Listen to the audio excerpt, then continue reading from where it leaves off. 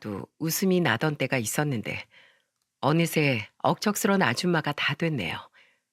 하지만 도끼 가득한 아줌마가 되어도 만만치 않은 상대가 있었습니다. 바로 듣기만 해도 무서운 시어머니라는 사람이랍니다. 아들 쌍둥이를 키우는 엄마로서 산전수전을 다 겪었지만 시모의 만행은 정말 견딜 수가 없었어요. 제 사연 잘 들어주시고 제 3자의 입장에서 어떤 해결점이 보이는지 조언 좀 부탁드려 볼게요. 저는 어린 시절 너무 가난하게 살아서 그런지 물건을 하나 사더라도 최저가만 골라 사는 버릇이 생겼어요. 평범하게 살던 어느 날 집안이 한순간에 망하면서 상상도 못한 일이 펼쳐지기 시작했거든요. 성실하게 직장 생활하던 아버지는 정말 좋은 분이셨어요. 하지만 좋은 성품이었던 만큼 아버지는 사람도 잘 믿으셨죠. 저희 집이 한순간에 망했던 이유도 아버지가 사업하는 친구 보증을 서주면서 벌어진 일이었어요. 보증 서줬던 친구 회사가 부도가 나면서 모든 빚을 아빠가 책임지게 됐던 겁니다. 저도 집안이 이런 식으로 망할 거라고 상상도 못했어요. 그날 이후 아버지는 정신적 충격이 상당하셨는지 술 없이는 잠에 들지 못할 정도였습니다. 그걸 본 엄마는 눈물을 삼키면서 아버지가 들고 있던 술을 뺏으셨어요. 그리고 술에 취한 아버지를 보면서 소리쳤습니다. 당신 이렇게 다 포기할 거야? 어? 정말 처자식 다 굶겨 죽일 작정이냐고.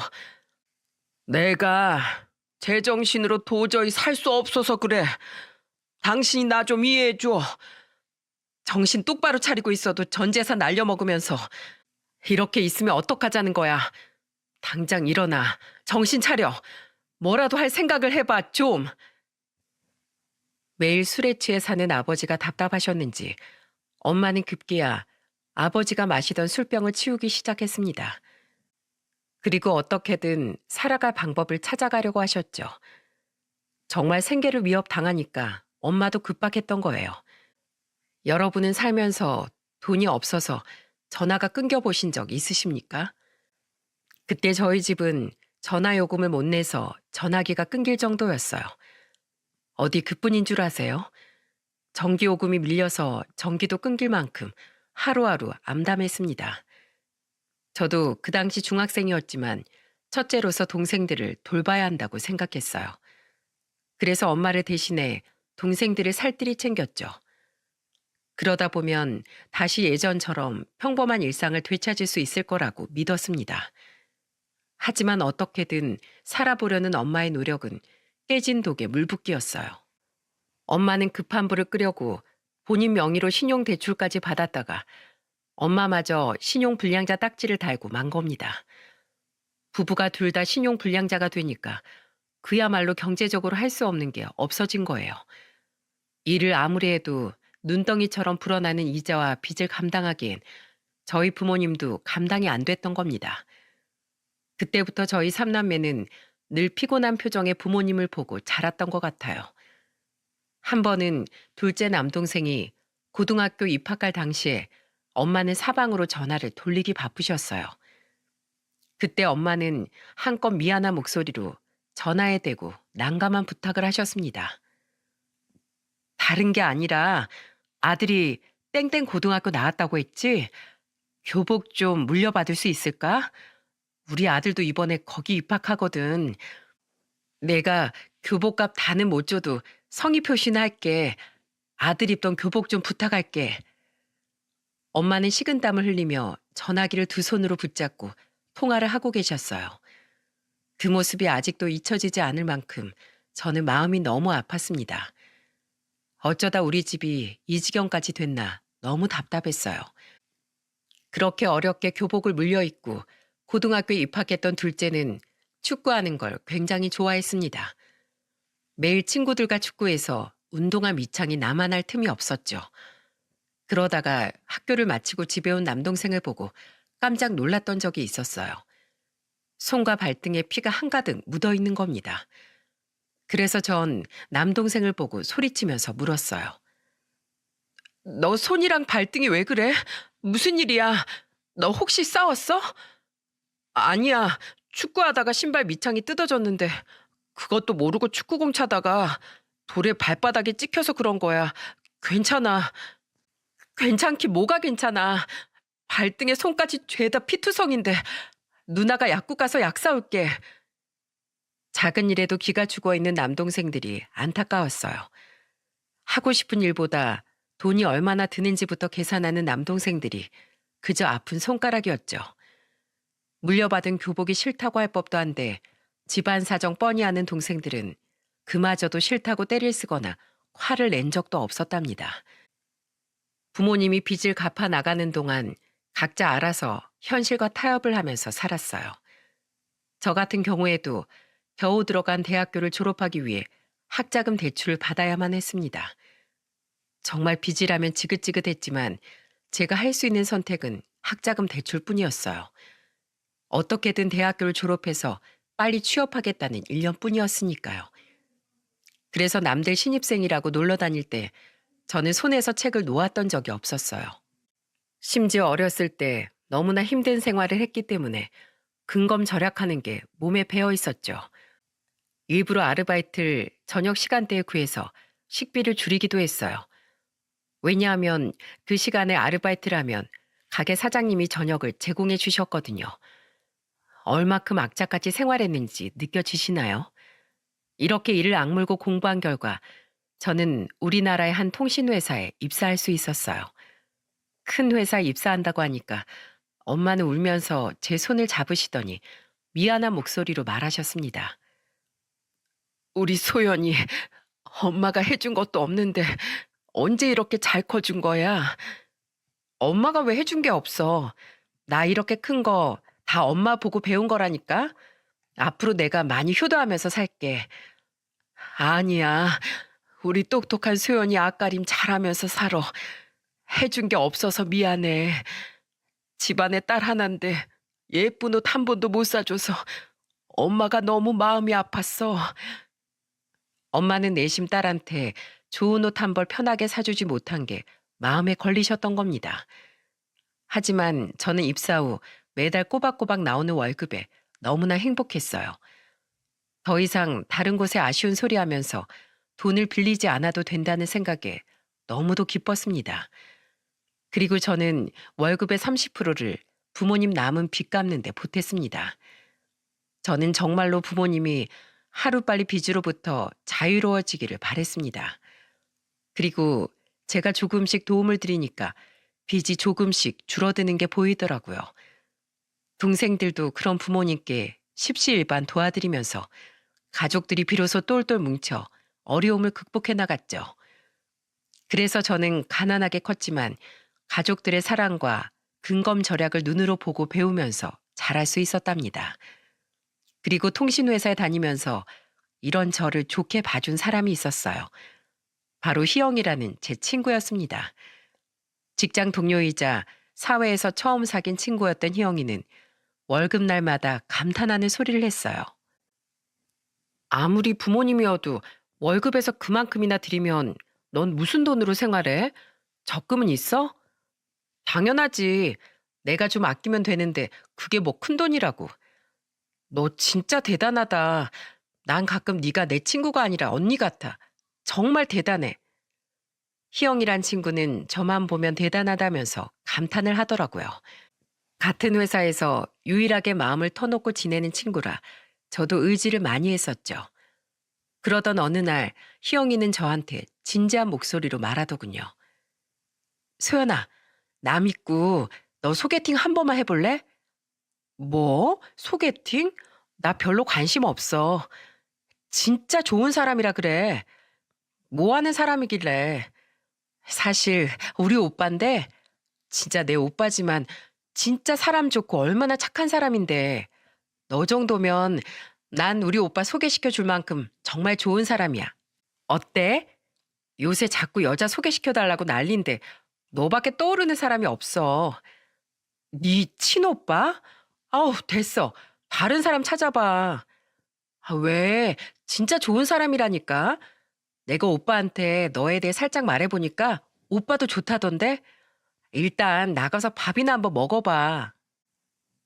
저는 친한 동료의 친오빠를 소개받는 게 부담스러워서 거절하려고 했지만 계속되는 성화에 만나보게 됐어요. 그 후 저는 생각보다 더 매너 있고 자상한 모습에 빠지게 된 거예요. 그래서 첫 소개팅을 인연으로 이어나가다가 결혼까지 하게 된 겁니다. 그때 가장 기뻐한 사람은 희영이었어요. 그러면서 희영이는 신이 난 목소리로 제 결혼식 날 저에게 이런 말을 했답니다. 소연아, 우리 오빠가 화나게 만들면 나한테 말해. 내가 아주 홍군형을 내줄 테니까. 그러자 옆에 있던 남편이 그런 희영이를 보면서 한마디를 했어요. 야, 너나 우리 소연이 힘들게 하지 마. 어이구, 벌써부터 애처가 납셨네. 둘이 자주 티격태격하긴 했지만 우애 좋은 남매 사이였어요. 그때만 해도 시모도 배려 있고 좋은 성품을 가지고 있는 것처럼 보였습니다. 신부 대기실에서 티격태격하는 두 사람을 보면서 시모는 다그치며 말하셨어요. 아이고, 둘 다 그냥 나와. 아, 정신 사납게 왜 신부 대기실에서 이러고 있어? 우리 며느리가 속으로 웃겠어. 시모의 말에 그 자리에 있던 모두가 웃었네요. 시부는 워낙 말이 없고 조용한 분이라 시모가 하자는 대로 그저 따르는 분이셨어요. 그때까지만 해도 평범한 집안이라고 생각했죠. 그렇게 저는 축복 속에 행복한 결혼식을 올렸네요. 그리고 저는 무탈하고 평범하게 잘 살 거라고 믿었습니다. 하지만 예상치 못한 복병이 결혼 1년 만에 나타난 겁니다. 결혼과 동시에 쌍둥이를 임신했던 전 결혼 1년 차에 아들 쌍둥이 엄마가 됐어요. 그때부터 전 모든 게 선택의 기로에 놓였던 겁니다. 어렵게 들어간 직장도 놓고 싶지 않았고 그렇다고 소중한 자식들도 포기할 수 없었어요. 점점 복직해야 될 시기가 다가올수록 저는 스트레스가 이만저만이 아니었죠. 그런데 그때 저한테 구원자처럼 나타난 사람이 바로 시모였어요. 어느 날 집으로 찾아온 시모가 능청스럽게 묻더군요. 아이고, 우리 손자들 잘 크고 있네. 벌써 이렇게 컸어? 그래, 며느리 넌 회사 언제부터 가는 거야? 아직 고민이에요. 육아휴직도 오래 쓰자니 눈치 보이고 그렇다고 회사를 그만두자니 내키지 않아서요. 너도 힘들게 들어간 회사니까 그만두기 싫겠지. 그리고 요즘 세상에 맞벌이를 해야 돈을 벌지. 안 그래? 그러니까요. 둘이나 키우는데 혼자 벌어서 어떻게 키워요? 그래서 넌 어떻게 하고 싶은 건데? 전 사실 회사 계속 다니고 싶죠. 돈이 있어야 애들 키울 수 있는데 어떻게 그만두겠어요?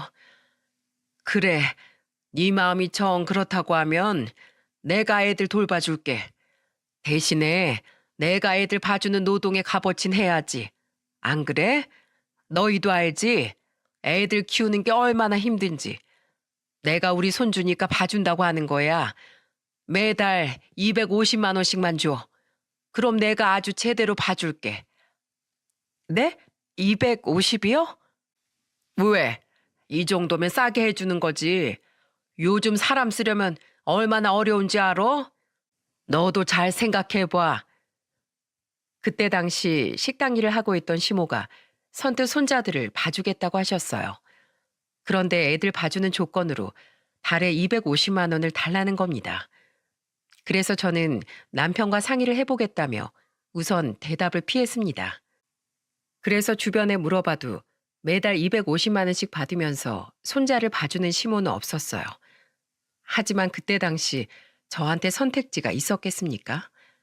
어차피 시모가 우리 쌍둥이 서준이 하준이를 봐주려면 식당을 관둬야 했기 때문에 남편과 상의 끝에 시모한테 250만 원씩 드리기로 결정을 했던 겁니다. 그래도 시모니까 정말 잘 봐줄 거라고 믿었어요. 솔직히 남의 손에 맡기는 것보다 가족이 애들을 봐주니까 더 믿음이 가기도 했었죠. 하지만 그 후 저와 우리 쌍둥이들한테 어떤 일이 벌어졌는지 아십니까? 믿었던 만큼 생각지도 못한 일들이 벌어지기 시작한 겁니다. 저도 시모한테 아이들을 맡긴 이상 전적으로 믿었어요. 하지만 퇴근 후에 아이들을 넘겨받고 아이들을 돌보는데 기저귀를 갈다가 깜짝 놀랐습니다. 글쎄 애들 엉덩이가 빨갛게 부어 있는 거예요. 그래서 저는 시모한테 전화를 해서 물어봤어요. 어머님, 애들 기저귀를 가려고 보니까 엉덩이가 빨갛던데 무슨 일 있었어요? 아니, 난 애들이 하도 울길래 기저귀를 가려고 보니까 그렇게 빨갛더라. 평소에도 잘 쓰던 기저귀인데 피부에 이상이 생겼을 리가 없는데 이상하네요. 저는 시모랑 통화를 하면서 혹시 기저귀에 문제가 있나 기저귀를 뒤적거렸어요. 그런데 아침이랑 저녁이랑 기저귀 개수가 차이가 없는 겁니다. 저는 새로 뜯어둔 건가 했는데 아침에 두고 간 기저귀가 아직도 그대로 남아있는 거예요. 어린아이 키워보신 분은 아시겠지만 애들 한 명만 있어도 기저귀 엄청 많이 쓰지 않습니까? 그런데 우리 쌍둥이는 도무지 기저귀가 줄어들질 않는 거예요. 그래서 저는 놀라서 바로 시모한테 물었습니다. 어머님, 혹시 애들 기저귀 잘 안 갈아주세요? 애들 기저귀가 왜 그대로 있어요? 아, 기저귀 많이 써서 뭐해? 오줌 서너 번은 싸야 갈지. 네? 어머님, 애들 엉덩이 습진 생기면 어쩌려고 그러세요? 지금도 엉덩이가 빨갛게 부어올랐어요. 난 기저귀값 아끼려고 그런 거지. 뭐 심각한 병 걸린 것도 아니고 약 좀 발라주면 금방 낫겠지. 앞으론 자주 갈아주마. 제가 애들 위해서 돈 벌려고 나가는 건데 왜 이런 걸 아끼세요? 닦아주기라도 하셨어야죠. 나도 사람인데 어떻게 애들만 보고 있어. 나도 밥 먹고 화장실도 가고 해야지. 그걸 다 하지 말라는 소리가 아니잖아요. 사소한 것도 신경 좀 써달라고 부탁드리는 거예요. 알겠어. 하여튼 요즘 애들 엄마 유난히 심하다니까. 난 뭐 애 안 키워본 줄 알아? 알겠다. 내가 네 말대로 손자들 상전처럼 키울게. 저는 그때 시모의 말에 정말 깜짝 놀랐어요. 시모 말이 이해가 가십니까? 24시간 애들만 보라는 것도 아닌데 정말 제 속이 갑갑하더군요. 그런데 이런 일이 또 반복되니까 남편한테 걱정스러운 목소리로 말했어요. 여보, 어머님이 애들을 방치하는 것 같은데 당신이 말 좀 해봐. 내가 하면 너무 잔소리하는 것 같잖아. 내가 그걸 어떻게 말해. 안 그래도 요즘 애들 본다고 삭신이 쑤신다고 나한테 엄청 뭐라고 해. 그래서 지금 이걸 그냥 보겠다는 거야? 애들 엉덩이 좀 봐. 이거 분명히 제때 기저귀 안 갈아줘서 그런 거라니까? 알았어. 내가 말해볼게. 남편의 시모가 아이들을 봐준 순간부터 중간에서 말 전달하는 걸 불편해했어요. 그런데 저는 처음부터 시모가 잘 봐주기로 했는데 이런 일이 생기니까 말할 건 말해야 한다고 생각했죠. 하지만 남편은 중간에서 이런 상황을 전혀 수습하지 못하는 게 아니겠습니까? 남편은 남의 편이라 남편이라고 한다지만 제 남편이 저런 사람일 줄은 꿈에도 몰랐네요. 그래서 내 새끼는 내가 지킨다는 심정으로 최후의 방법을 선택했어요. 바로 집에 홈 카메라를 설치하는 거였죠. 이걸로 시모를 감시하겠다는 게 아니라 대체 어떻게 보길래 애들이 저러는지 궁금했던 겁니다. 그래서 저는 시모 몰래 홈 카메라를 설치하고 출근을 하게 됐어요. 7개월이라는 기간 동안 시모가 쌍둥이들을 돌봐주는데 정말 이상한 게 한둘이 아니었거든요. 그리고 남편도 중간에서 손 놓고 있는 걸 보고만 있을 수 없었고요. 제가 정말 오죽하면 그런 기계를 설치했겠습니까? 그리고 홈 카메라를 설치하고 확인한 날 저는 뒤로 넘어갈 뻔했습니다. 애들이 배가 고파서 숨이 넘어가게 오는데도 시모는 다리를 꼬고 소파에 앉아 통화하는 모습이 고스란히 찍혀 있더라고요. 그러면서 녹음된 소리엔 시모가 애들을 보면서 짜증 섞인 목소리로 이런 말까지 하더군요. 아, 애들이 왜 이렇게 울어? 어른이 통화하는데 어딜 그렇게 울어? 아유, 귀찮아 죽겠네 정말. 분유가 뭐가 맛있다고 뒤돌면 또 달라고 울고 또 울고.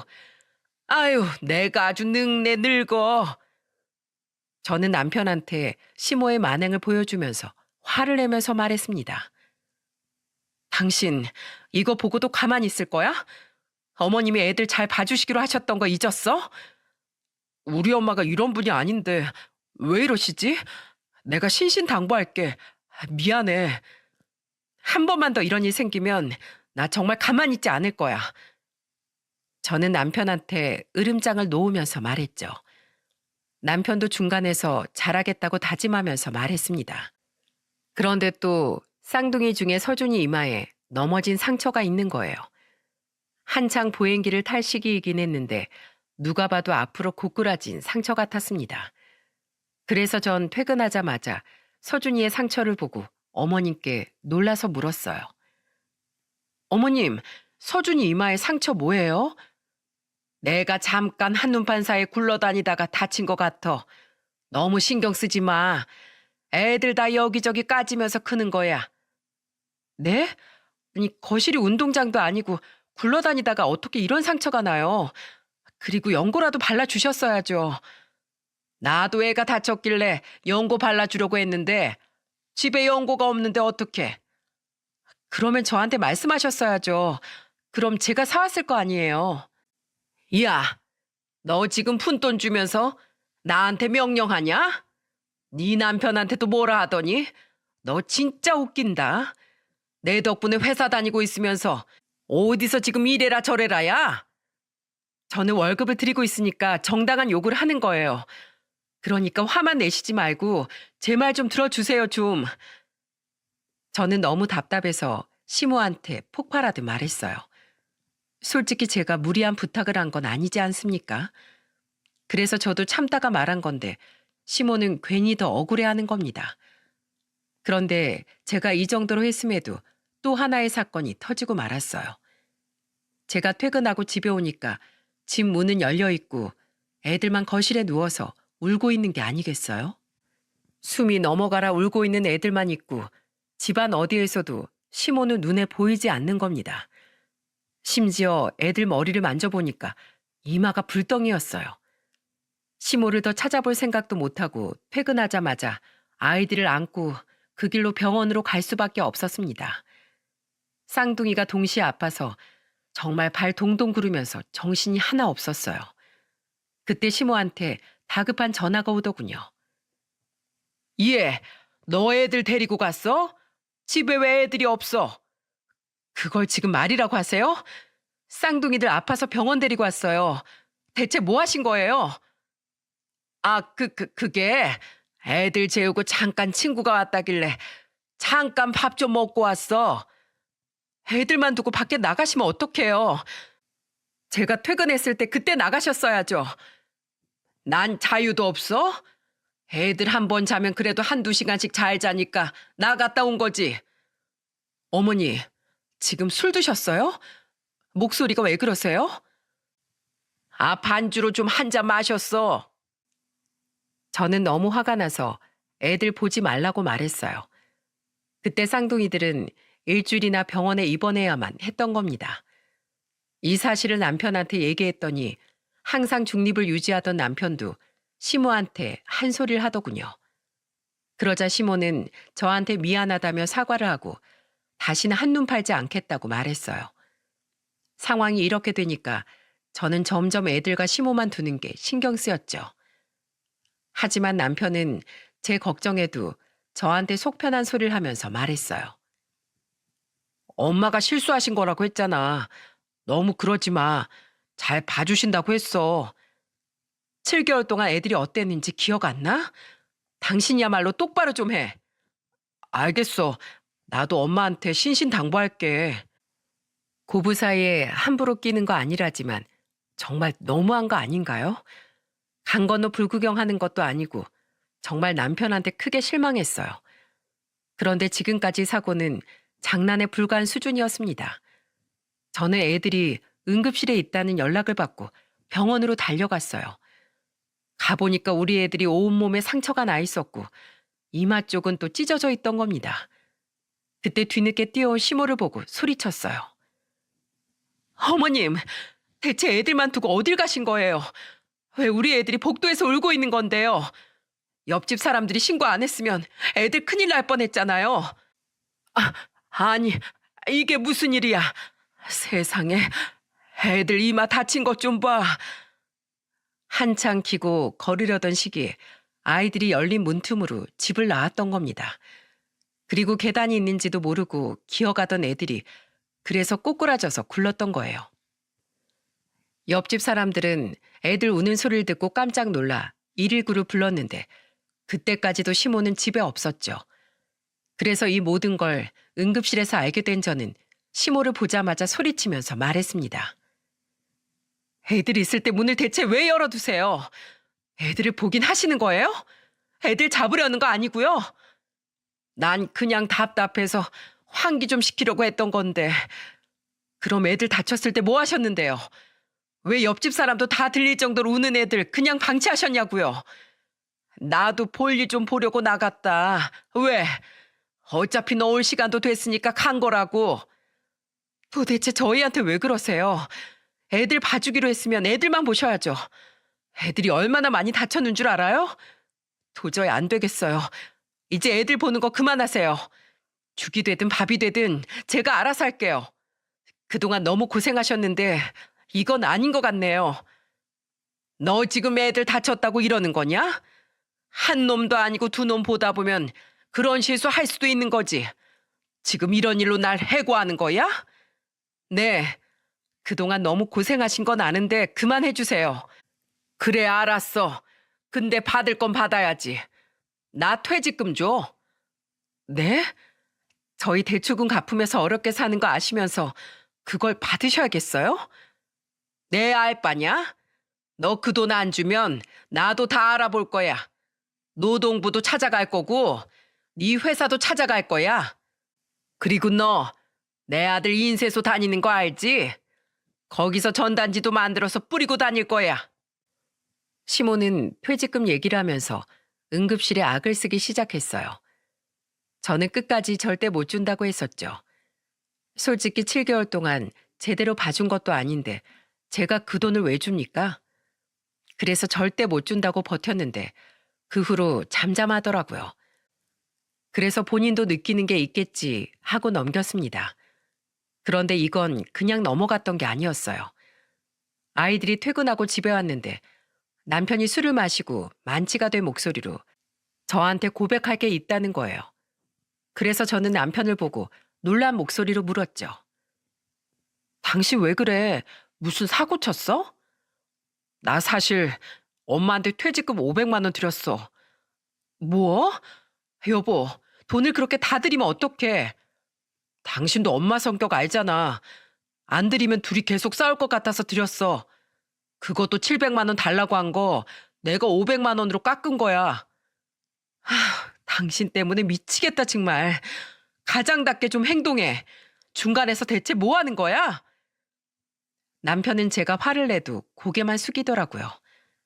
정말 남편의 우유부단한 성격 때문에 미쳐버리기 일보 직전이었습니다. 그때 제 답답한 속을 풀어준 사람이 친정 엄마셨어요. 저는 답답한 마음에 그동안 있던 일을 엄마한테 모두 털어놓았죠. 그때 엄마가 제 손을 잡아주면서 말하시더군요. 걱정 마. 이 엄마가 봐줄게. 집에서 놀 바엔 우리 손주들 보는 게 낫지. 엄마, 고마워요. 대신에 내가 용돈 꼭 챙겨드릴게요.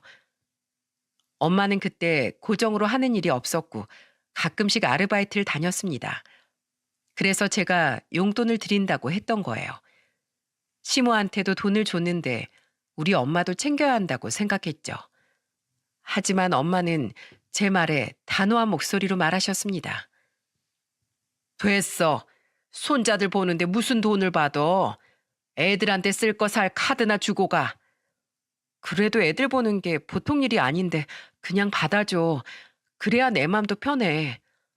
그 돈 받으면 내 마음이 불편해. 그러니까 그냥 가. 엄마는 끝까지 돈을 안 받겠다고 하셨어요. 심지어 남편이 250만 원을 엄마한테 입금해드리면 다음날 현금으로 가져와서 엄마가 그대로 돌려주시는 거예요. 그러면서 저한테 또 한 번 당부를 하면서 말하셨습니다. 소연아, 엄마가 돈 받으려고 한 게 아니야. 엄마도 지금 하는 일도 없어서 울적했는데 요새 우리 손주들 때문에 너무 웃어서 기분이 다 좋다. 건강을 되찾은 것 같아. 정말 엄마는 아이들을 보면서 기분이 좋다면서 최선을 다해서 봐주셨어요. 그동안 시모가 볼 때는 애들이 늘 까져 있고 피부도 거칠했거든요. 그런데 엄마가 애들을 봐준 후로부터 아이들이 훨씬 잘 웃고 건강해 보일 정도였습니다. 돈도 안 받고 한 2년이나 아이들을 그냥 봐주셨어요. 그런데 이 와중에 시모는 뭐 했는 줄 아십니까? 저 몰래 남편한테 시모가 한도 초과가 됐다면서 카드를 빌려달라고 했다는 겁니다. 그래서 남편은 아무 의심 없이 카드를 빌려줬는데 글쎄 시모가 그 카드로 무려 1,500만 원이나 긁은 거예요. 그래서 남편은 카드 고지서를 보고 시모한테 전화해서 따져 묻더군요. 엄마, 대체 카드로 뭘 산 거예요? 나 와이프한테 눈치 보이는데 왜 그러세요? 나 작년에 차 폐차한 거 잊었어? 불편해서 중고로 한 대 샀어. 뭘 그걸 가지고 그래? 그리고 누가 안 갚는데? 갚을 거야. 잠깐 쓰고 준다고. 대체 언제 줄 건데요? 다음 달에 주세요. 저희도 이거 막아야죠. 다음 달은 못 줘. 나한테 그런 돈이 어딨어. 기다려봐. 내가 6개월 안에 주마. 진짜 6개월 안에 꼭 주세요. 제발 좀 입장 난처하게 하지 마시고요. 엄마가 계속 이러면 엄마한테 이제 아무것도 못 해드려요. 남편은 그때 저한테 계속해서 미안하다는 말만 반복했어요. 진짜 저는 시모 문제로 남편이랑 제일 많이 싸웠던 것 같아요. 보통 아이 낳고 나면 아이 문제로 싸운다고 하죠. 근데 저희 부부는 시모로 인해서 얼마나 싸웠는지 모릅니다. 그때마다 제 술친구는 희영이었어요. 친구이자 가족이었던 희영이는 항상 제 편을 들어주면서 말했습니다. 우리 엄마가 좀 괴짜야. 우리 아빠라도 성격이 좀 단호해야 하는데 그냥 저렇게 맨날 엄마한테 끌려다니는 거야. 남편도 똑같아. 중간에서 조율도 못하고 여기저기 사과만 하고 다녀. 에휴, 우리 오빠도 진짜 착한데 좀 답답한 구석이 있어. 이참에 네가 확실히 잡아. 말 안 들으면 다리 몽둥이라도 쳐서 확실하게 잡아봐. 내가 너 응원해 줄게. 2년 동안 친정엄마의 도움으로 아이들은 잘 크고 있었는데 이렇게 시댁 문제로 머리가 터지는 줄 알았습니다. 정말로 시댁이랑만 엮이면 시모 때문에 답답한 게 한두 개가 아니었어요. 시간이 흐르는 동안 제가 혼자서 10년은 늙는 것 같았습니다.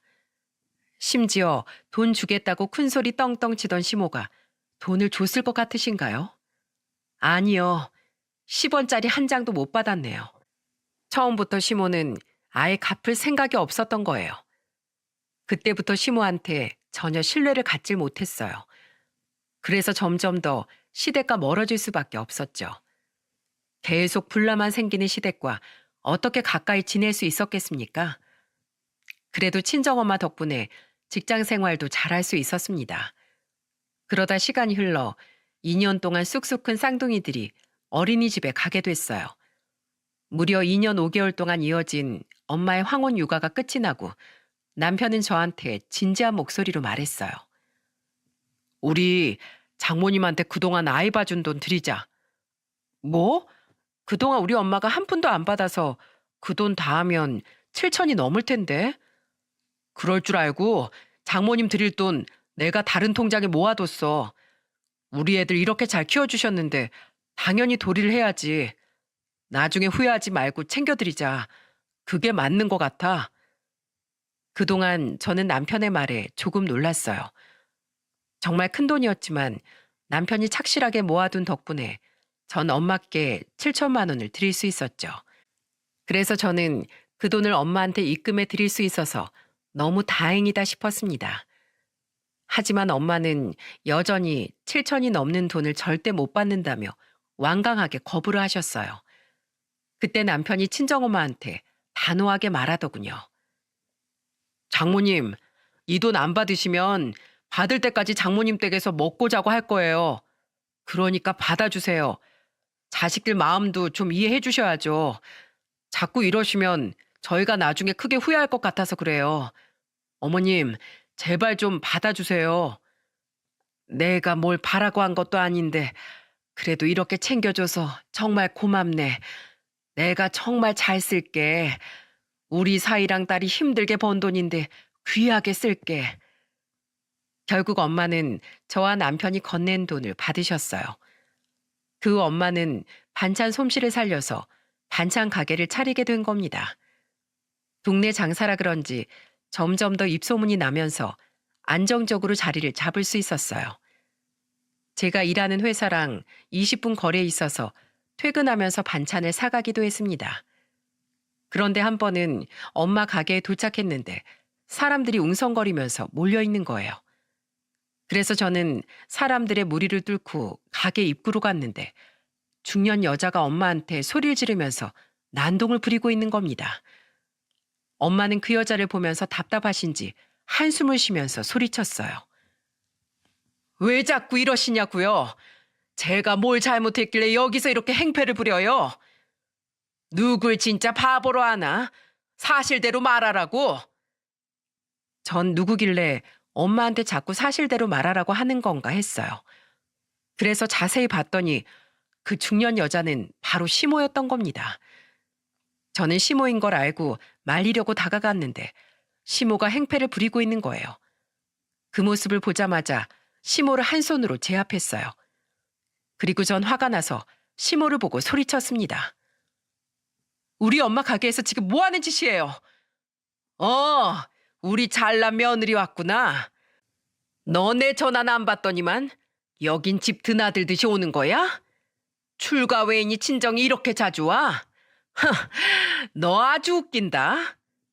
어머님 같으시면 전화 받겠어요? 왜요? 또 돈 필요하세요? 어머님 돈 필요하면 전화하시잖아요. 너 웃긴다. 나한테 먹고 죽을래도 돈 없다고 하더니 네 엄마한텐 이런 가게를 차려줘? 네가 감히 날 개무시해? 우리 엄마가 2년 넘게 애들 봐주면서 받으신 돈으로 차리신 거예요. 앞뒤 종황도 아무것도 모르면서 이렇게 무작정 난동을 피면 어떡해요? 아, 이제 알겠네. 넌 내가 애들 봐주는 돈 받아가는 거 아까워서 네 엄마 주려고 나 일부러 해고한 거지? 당장 나도 3천만 원 내놔. 나도 애들 봐줬잖아. 애들을 봐줘요? 애들 보다가 잡아 죽일 뻔한 사람이 누군데요? 그리고 중고차 산다고 저희 카드로 긁었던 1,500만 원이나 갚으세요. 그게 순서잖아요. 뭐야? 이것 봐라. 너 어디 한번 매운맛 좀 볼래? 그 순간 시모는 젓갈 뚜껑을 열더니 제 얼굴에 확 뿌려버렸어요. 순간적으로 눈도 너무 따갑고 황당해서 어안이 벙벙하더라고요. 그리고 엄마 앞에서 이런 꼴을 당하니까 도저히 참을 수가 없었습니다. 엄마도 놀라서 시모를 말리려고 했지만 시모는 악을 쓰면서 욕을 퍼붓더군요. 그때 저는 눈에는 눈, 이에는 이라는 생각에 젓갈을 집어들었어요. 그리고 그걸 들고 그대로 시모 얼굴에 쏟아 부은 겁니다. 그러자 시모는 놀라서 소리쳤어요. 아, 내 눈, 내 눈. 아유, 너 미쳤어? 이게 뭐 하는 거야? 어머님이 먼저 저한테 이렇게 뿌리셨잖아요. 야, 너 지금 해보자는 거야? 내가 했다고 너도 뿌리면 뭐 하자는 거야? 어른이 어른다워야 고상하게 말하죠. 그러니까 왜 여기까지 와서 난동을 부리세요? 네가 먼저 차별했잖아. 팔이 안으로 굽는다고 지금 시위하는 거지. 그놈의 팔을 아주 동강내야 내가 속이 풀리겠어. 너 당장 이리 와. 그때 시모가 저한테 달려들었고 그 순간 엄마가 시모를 가로막으면서 소리쳤습니다. 사돈, 내가 진짜 봐주려고 했더니 안 되겠네. 내 앞에서 지금 뭐요? 내 딸을 뭐? 지금 이 꼴을 보고 내가 가만히 있을 것 같아? 아, 내 눈. 동네 사람들, 여기 정신 나간 여편네들이 장사하는 곳이에요. 아이고, 사람 잡네. 엄마는 시모를 바닥에 밀쳐버리고 젓갈을 시모한테 발라버렸어요. 그리고는 가게 밖으로 밀치면서 소리쳤습니다. 가! 이놈의 여편네야. 어딜 감히 내 딸한테 손을 대? 나가. 당장 나가라고. 결국 시모는 힘없이 엄마한테 떠밀려서 가게 밖으로 쫓겨났어요. 하지만 시모는 쫓겨난 후에도 도저히 갈 생각을 안 하는 겁니다. 그러면서 계속 문을 두드리고 소리 지르고 난리도 아니었어요. 결국 경찰에 신고했고 시모는 출동한 경찰한테 끌려가고 말았습니다. 시모가 사라진 걸 보고 엄마는 저를 꼭 안아주면서 울먹이는 목소리로 말했어요. 소연아, 너 지금까지 이렇게 당하고 살았니? 어? 어떻게 사돈 가게까지 찾아와서 이렇게 난동을 부릴 수가 있어?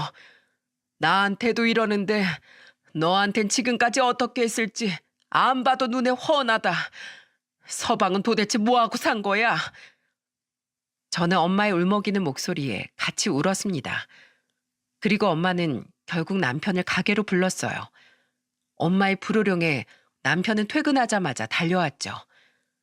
허겁지겁 도착한 남편을 보자 엄마는 화가 난 목소리로 소리쳤습니다. 자네, 지금 가게 꼴 좀 보게. 여기서 무슨 일이 있었는지 아나? 네? 그게 무슨 말씀이세요? 우리 딸이 자네 부모한테 무슨 잘못을 한 적이 있어? 웬만한 건 다 들어주고 며느리로서 잘하려고 노력하는 애잖아. 그런데 자네 부모가 여기서 내 딸한테 젓갈을 퍼붓고 욕을 하는 걸 내 눈으로 직접 봐야겠어? 대체 여길 어떻게 알고 온 거야? 죄송합니다. 저번에 장모님 반찬 전달해드렸는데 그때 아신 것 같아요. 저도 정말 이렇게까지 일이 커질 줄 몰랐어요. 제가 다 책임지겠습니다. 알고 보니까 남편은 엄마 반찬 가게에서 반찬을 사서 시모한테 가져다 준 적이 있던 겁니다. 그러면서 지나가는 말로 했던 건데 이렇게 찾아올 거라고 상상도 못했던 거예요. 그런데 다 책임지겠다고 말하는 남편 눈빛이 심상치 않았어요.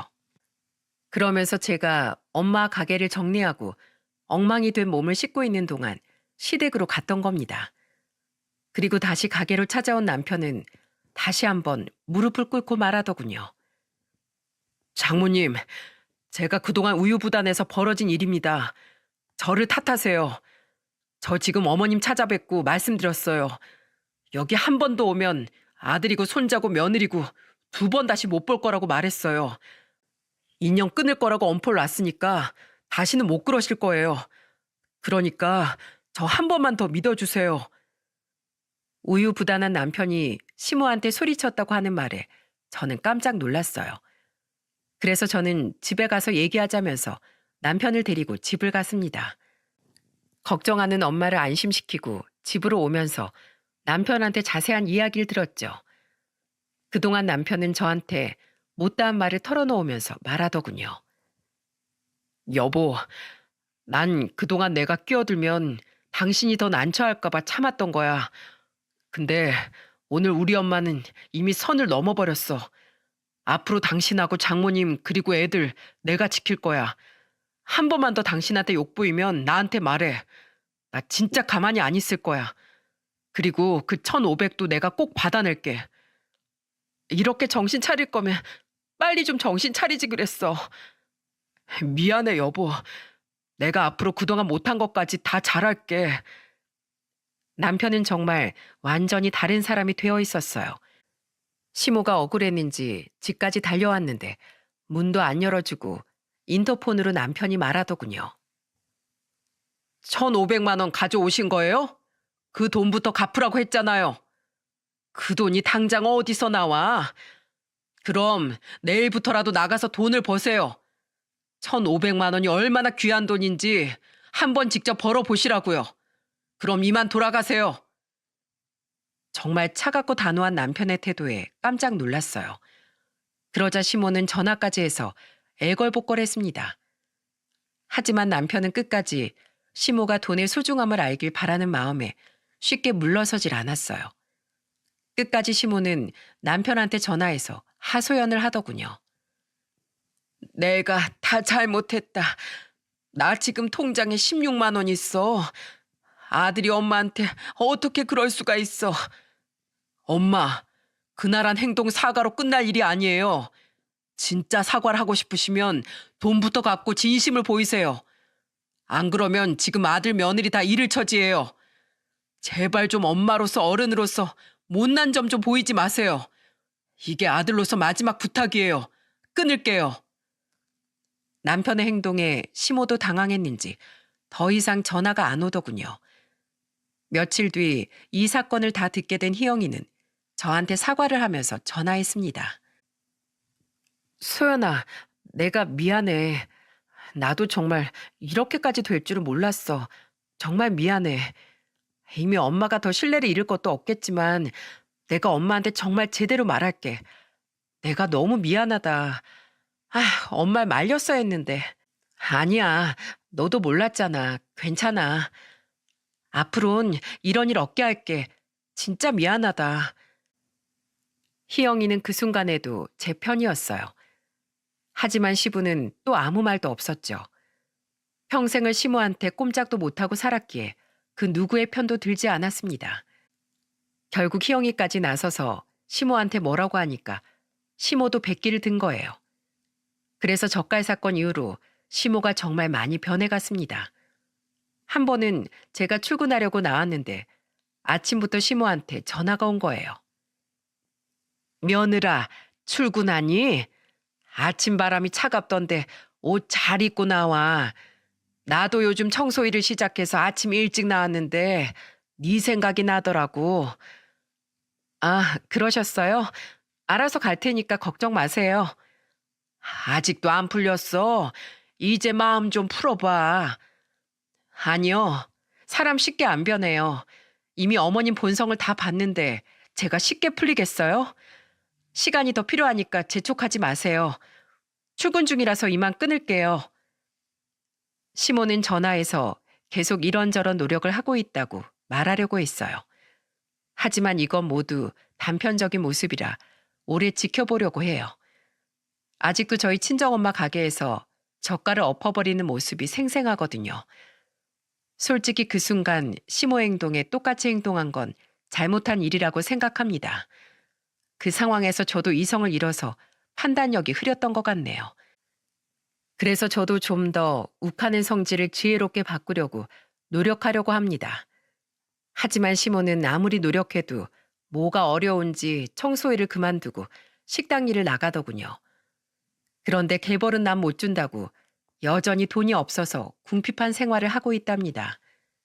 저도 남편도 답답하지만 이제는 도와주지 않으려고 해요.